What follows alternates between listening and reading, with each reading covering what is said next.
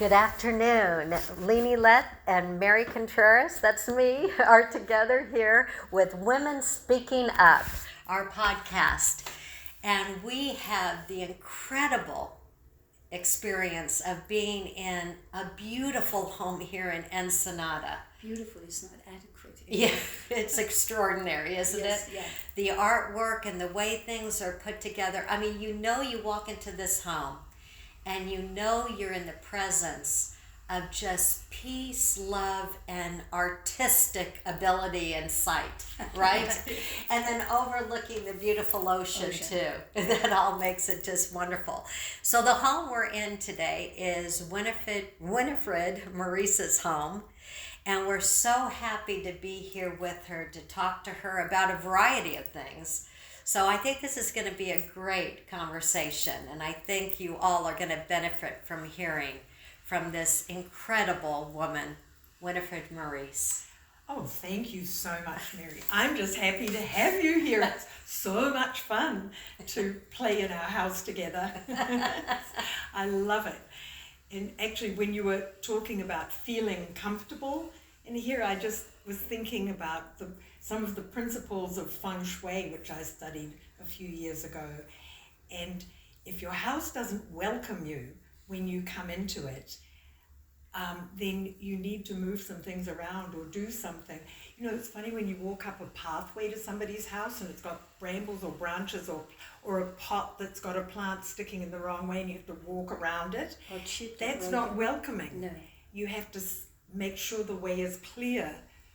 You could maybe pretend that if paramedics had to get into your house in a hurry, is the way clear? I mean, that's not the way you want to think about it, but at least that gives you an idea of, is my place an open door? But it's also more than that, isn't it? I mean, I've had people say to me about my house that it feels very welcoming and they feel safe and comfortable there, which I'm so thankful for because I want everybody who comes in to feel welcome. And that's how I feel here as well. But there's something too about how maybe the artwork is chosen, the colors, the way things are arranged, that creates something deeper than just welcome. It's the appreciation for beauty, I think, because this is all about beauty everywhere. I think I'm very visual, so you absolutely must be. I think so because it bothers me if I look at something and it's a little bit out of whack and I have to move something around. I noticed that upstairs there was a picture that was slightly askew. I notice those things and it drives me insane. I do it with not to talk about me, but I have a window with all my plants. And being organic, it changes all the time. So I'll sit, I need to move it over. Go out, move it over. No, that was too far. Go back out. Yes. I can do that 10 times in an evening until I finally get, that balance, that visual balance is really crucial. Well, I feel that this garden is pretty overwhelming. And there are a lot, if I were really a gardener, I would want things very different out here, but I have to just appreciate it the way it is because it's too much for me to handle. And I'm not really an outside person. I love the outdoors and I love to see it all, but most of what I love to do is indoors. It's weird, but I've just always been that way. Yeah, you and me both then, because I'm like that too.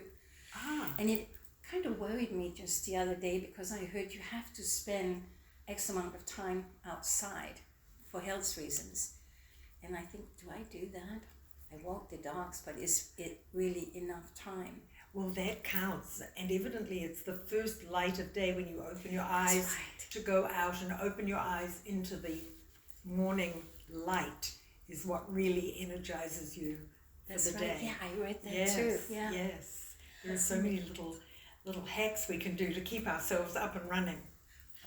I think though too, when I walk into your space, I feel the peace, calm, and love that I know emanates from you all the time, wherever you are. Wherever I meet you, see you, you're always somebody who is very accepting, welcoming, caring for others. You know, it's your manner, it's how you speak, how you talk to other people. So your home, for some reason, does that for me as well. that I feel like it's just peaceful, that I can come and just sit and be able to meditate or even laugh and enjoy, all those emotions and feelings, positive. That's what emanates from you. And I think you're home too. In other words, you exude a very calming and peaceful energy. Yes. Thank you. But not everybody does. I mean, what do you feel about that? I do know that I do it because some people call me Switzerland because I... Switzerland, okay. Yes, because I seem to have friends in all areas of life and traditions and cultures and belief systems, and it doesn't trouble me. Well, it troubles me that some people think a certain way, but I have to get past that because they're a human person. I mean, I have a very dear friend who thinks very differently from the way I do politically, but she is the kindest person, the sweetest person ever. And so she is a dear friend, and I'm not worried about anything else. And, everything is transient and nothing lasts forever. And so we have to just deal with the moments we're in. And how do I want this moment to be? Do I want it to be peaceful and loving and accepting, or do I want to create some drama? Yes, and I don't want to create drama. I've had enough of that in my life. I've learned how to rise above it now, I think. So I am curious because all of it originates with internal dialogue. So yes. Would you tell us a little bit about your internal life? Would you mind Yes, sharing? absolutely. I'm really careful about the words that I use because, in fact, I saw a book on my bookcase just this morning. I think it was Your Body Hears Every Word You Say, something like that. And I think that what comes out of our mouths has to be in us somewhere. And so if you want to create peace in the world, you have to speak that way, you have to listen, you have to be that way, you have to be the peace you want. Do you remember Wayne Dyer? Yes! And he always said, if you squeeze an orange, you get orange juice. Mm-hmm. What happens when you get squeezed? What comes out of you? Anger, resentment, kindness, peace. And there's a lot of truth to that.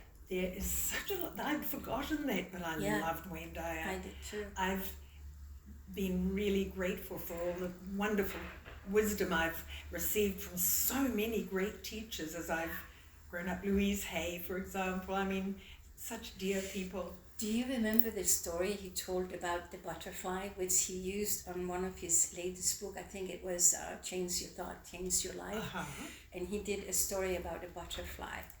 And I sometimes listen to that at night, and I am in hysterics because he was so funny about this butterfly. If you ever...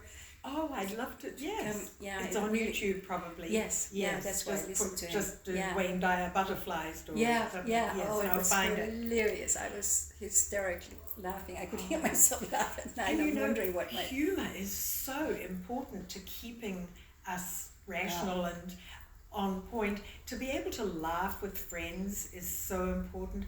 I think maintaining friendships is something women are much better at than men. Mm-hmm. Have you noticed that? Yes, I agree. It's a shame it's because sad. It's very sad. I don't know what I would do without my women friends. I don't know either. I think we're just more gregarious, but science has proven now that longevity and health are largely related to the number of times we meet with other people and have conversations, and because conversations can elevate us or depress us. Yes. But we're in charge of our own lives. We're writing the score of our lives. We're writing the script, yes. And so if we play a scene over in our minds and we don't look good in it, well, we have to change the script somehow and change the way we are in the world. But I know that I'm just basically cheerful, that I wake up cheerful and happy and so grateful when I wake up. I'm so grateful that I wake up. I think that's so exciting. Oh, I get to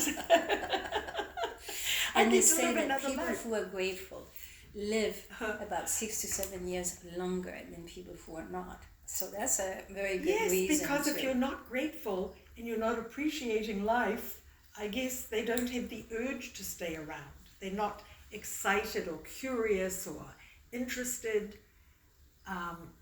I just think we have to maintain that childhood curiosity. Why? Why And- is this sky blue? I mean, yes, and I mean, I love to just look at flowers and think, oh my goodness, especially down here in Mexico, the cactus flowers that come out and they're just there so briefly and they are exquisite works of beauty. And I just marvel that something so extraordinary could come and out could be of so it. transient Yes. too. That somehow Mother Nature decides to put all that effort and beauty and creativity into something that just doesn't last very long. And Right. it's really true of us. We aren't going to last very long. We're not lasting very long. So we have to just be as magnificent as we can be so that we bring more colour and beauty into the world just while we're here, because that's all we have.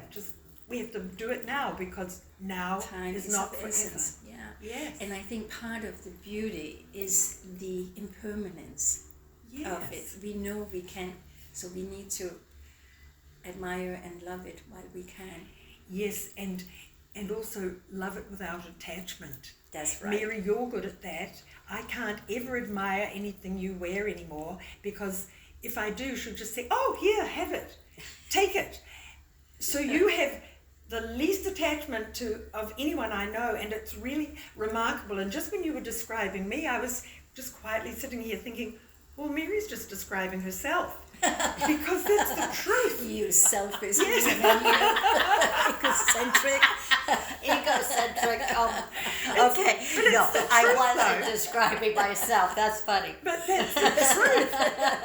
It really is the truth. I was just thinking, well, they don't when need me. It takes one to know. Oh, that's true too. Yes, That's it really true. does. Well, Yes. thank you. I don't And I see also- myself that way, but I appreciate that.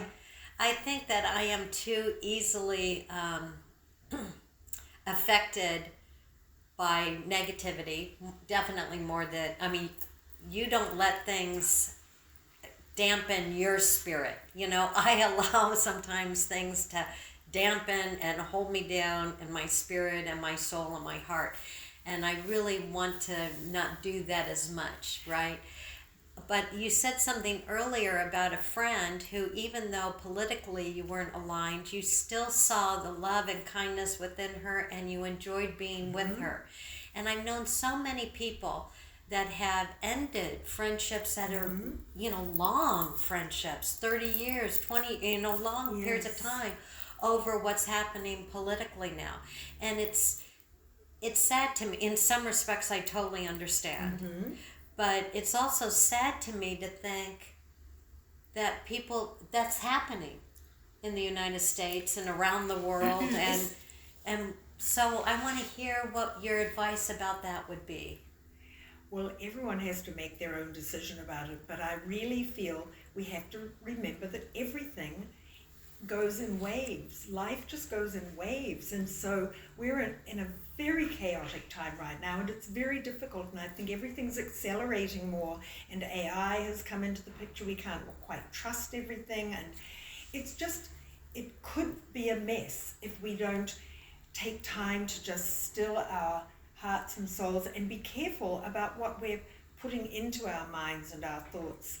And some of us are more empathetic than others, and you are very empathetic, Mary. Yes, so you you have to work harder because you feel things at such a deep, deep, deep level. I know this about you, and it's not a bad thing, except we do know that by human nature, we tend to have more negative thoughts than positive thoughts. So how to change that? It's been a struggle for me, because I quite like watching TV programs that are a little bit negative, just as a way of relaxing. You think, oh, this can't really hurt. I just want just a nothing TV show, and I'll just watch this. And also the contrast. It's Yes. really good to have Yes. that contrast. Yes. And with That's you, true. and this, please do not take this the wrong way, but we have a choice. You know, we must choose the way, because if you don't manage your emotions, they will manage you. Yes. And so we have a choice.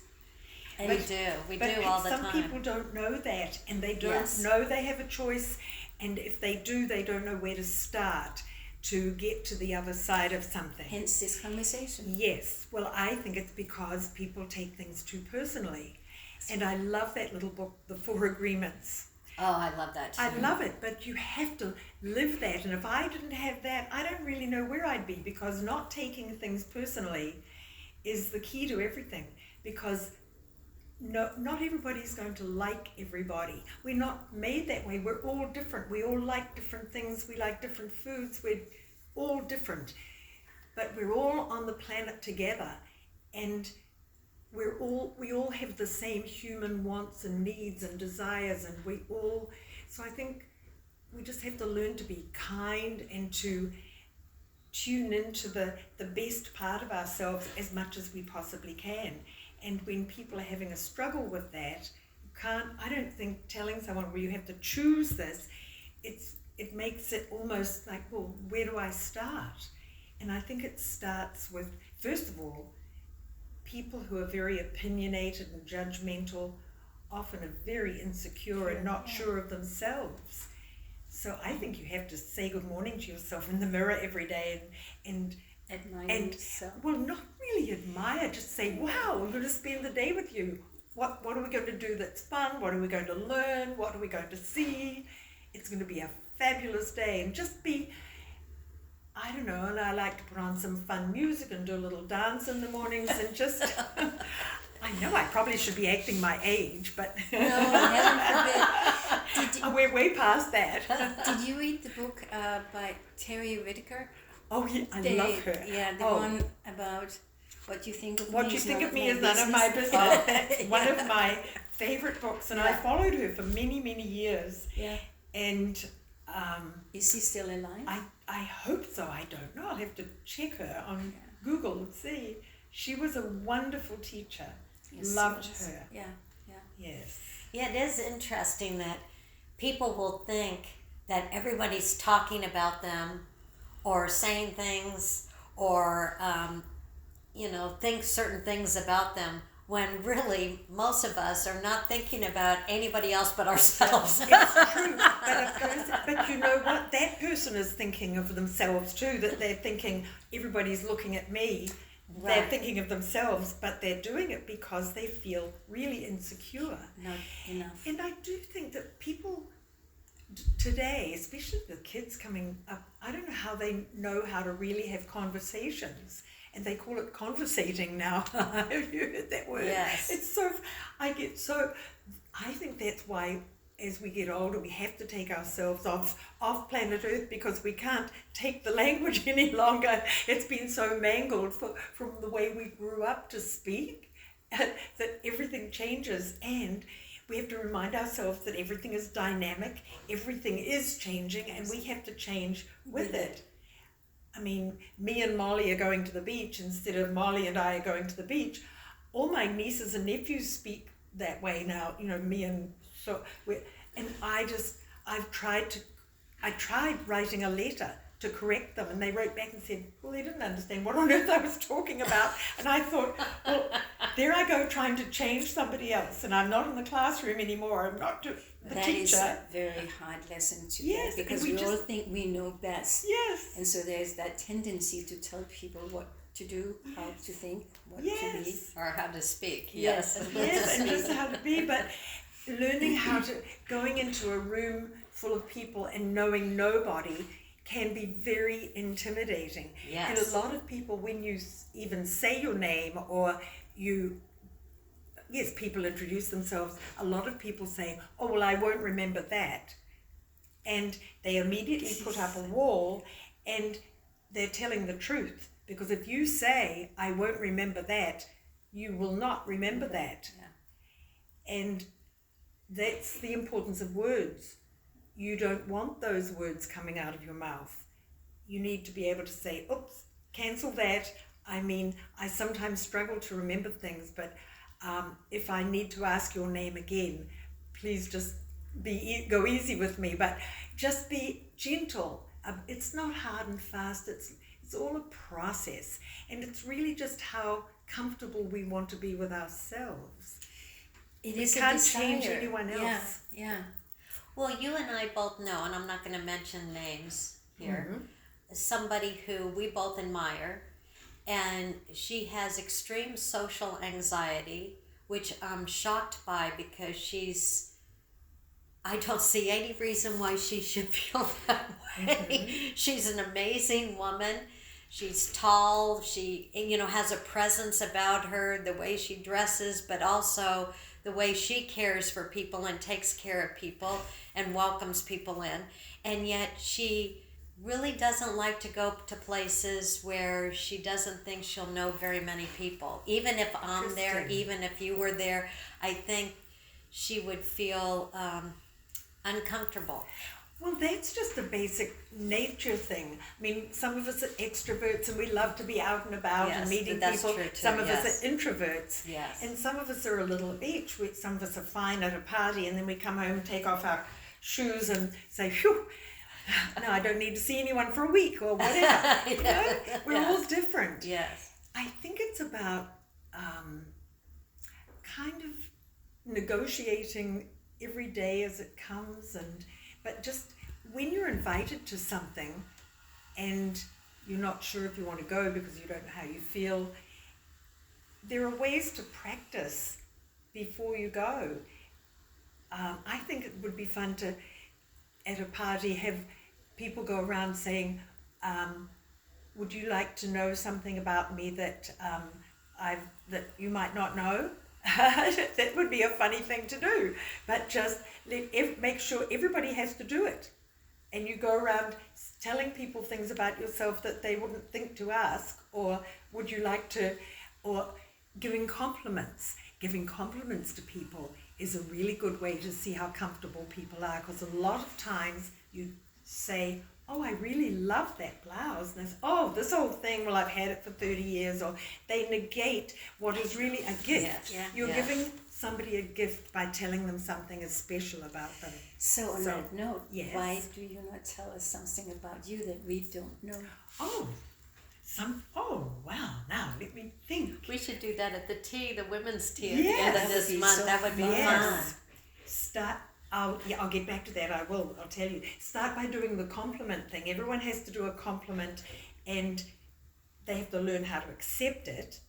And then once that's done, then they have to say, and something else you might like to know about me is, and say something else. Yeah. Because it's really interesting. You can sit next to somebody at a lunch and you can ask another person questions about their life, but they don't know how to ask questions of you. So we have to learn to ask more questions of each other to get to know people more. But since you haven't asked me any questions, something interesting about me. Well, I think I could tell you why I'm just so cheerful all the time. Okay, yes. John Gray, who was one of my mentors and teachers, he wrote the Men Are From Mars. I knew him way back when, and he changed a lot of the ways that I think. But I did a rebirthing seminar with him one time where we had to think of ourselves in our mother's wombs and think how it was like and how we were born. And I know that I was born very easily. I was the fourth of my mother's children, the last. And he said, well, everybody lives the way they're born. If you've had a hard time or if you were late being born, you're going to always be late. You have to train yourself out of that. But I think I was born and I felt very loved and I was just happy. And then when I could read, as soon as I could read, I read the book about Pollyanna and the Glad Game. And I became absolutely affixed to that. I played the Glad Game with everything I could see I was glad for this, glad for that. So I was just practicing gratitude at a very early age without realizing it. Wow. So I think that I've just been playing the glad game since I was a little girl. I love that. Oh my God. So sweet. I love that. That is beautiful. Well, and also how people shape us early in our lives, either through books that we read, because I know that was very instrumental in my life, reading at an early age and then what I chose to read. But also the people who love us and are around us and take care of us, you know. Wow. So I it's love so that. important. Yes. I want to hear also about nutrition, because I know that that is a field that you are incredibly gifted in and have a lot of experience. And I think that probably also impacts your life and how you live and how you can remain positive if you're taking care also of yourself. You know, we need to love ourselves before we can love others. That's right. And we have to treat ourselves kindly before we truly know how to treat others kindly. And I think that has to do with nutrition too. Health. Maybe we should take a break and then come back. Okay, let's do that. Yes.